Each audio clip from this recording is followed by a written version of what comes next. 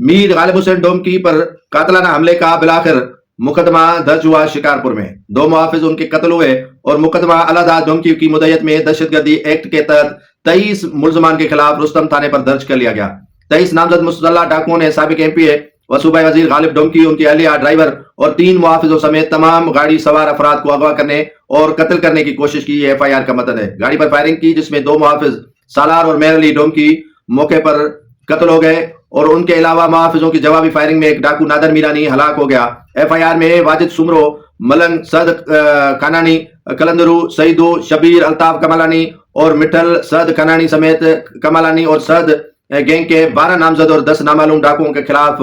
جو ہے وہ مقدمہ درج کیا گیا ہے. یاد رہے کہ 5 روز قبل رستم تھانہ کے حدود مرزا کینال کے مقام پر سابق MPA کی گاڑی پر فائرنگ کا واقعہ پیش آیا تھا اور واقعے کے بعد صرف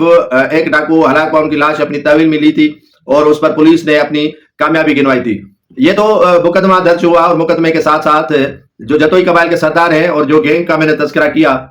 سردار میر عابد حسین جتوئی کہتے ہیں کہ موجودہ جو ڈاکو ہیں وہ کافی جو ہے وہ اثر رسوخ پتہ نہیں کہاں کا اور کس کا استعمال کر رہے ہیں اور ڈاکو جو ہے وہ بے حیا اور بے شرم ہو چکے ہیں اور کسی کی تمیز اور شناسائی ان کے پاس نہیں رہی ہے. یہ پہلا سردار ہے جو ڈاکوؤں کے حوالے سے میڈیا سے گفتگو کر رہے تھے، ورنہ ڈاکوؤں کی سرپرستی سندھ کے سردار جو ہی کر رہے ہیں اور سرداروں کی سرپرستی ڈاکو کرتے ہیں اور ڈاکوؤں کے بغیر سرداری نہیں چلتی اور سرداروں کے بغیر ڈاکو نہیں چلتے ہیں. لیکن اب سوچنا یہ ہے کہ وہ کون سی قوت آ گئی ہے جو سرداروں کو بھی ڈاکوؤں کے خلاف پریس کانفرنس کروانے پر مجبور ہو چکی ہے. یہ سوچنے کی بات ہے جدید اسلحے سے لے کر اور تمام جو سہولیات ڈاکوؤں کو میسر ہیں وہ یقیناً کوئی نہ کوئی تو انہیں پہنچاتا ہے کچے کے علاقے میں، اور ڈاکو اب اپنے ہی سرداروں سے دور بھاگ رہے ہیں. یقیناً انہیں کوئی بڑا سردار ان سرداروں سے بھی بڑا مل چکا ہے جن کی سرپرستی میں وہ اس طرح کے جو ہے وہ گھناؤنی حرکات کر رہے ہیں اور لوگوں پر حملہ آور ہو رہے ہیں.